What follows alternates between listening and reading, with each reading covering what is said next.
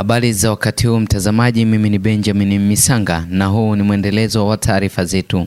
Kwa mjibu wa ripoti iliyotolewa na Umoja wa Mataifa, Korea Kaskazini inajipatia mamilioni ya dola kupitia fedha za mtandaoni ili kufadhili programu zake ghali za kutengeneza makombora. Wachunguzi wanaoshughulikia suala hilo walisema kuwa dola milioni 50 za kidigitali ziliibwa kati ya mwaka 2020 na 2021 kupitia udukuzi wa mtandaoni.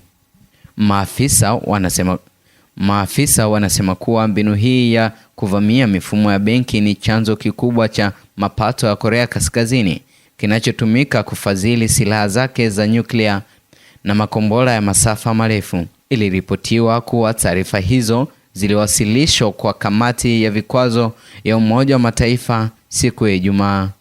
Mashambulizi hayo mtandaoni yalilenga angalau maeneo matatu: Marekani, Ulaya na Asia.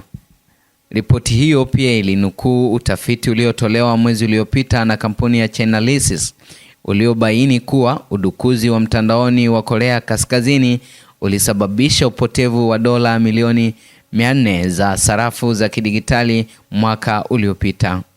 Aidha, Umoja wa Mataifa ulisema katika mojawapo ya ripoti zake za mwaka 2019 kuwa Korea Kaskazini ilipata dola bilioni 2 kupitia ulaghai wa mtandaoni ili kufadhili maendeleo ya silaha zake za maangamizi makubwa.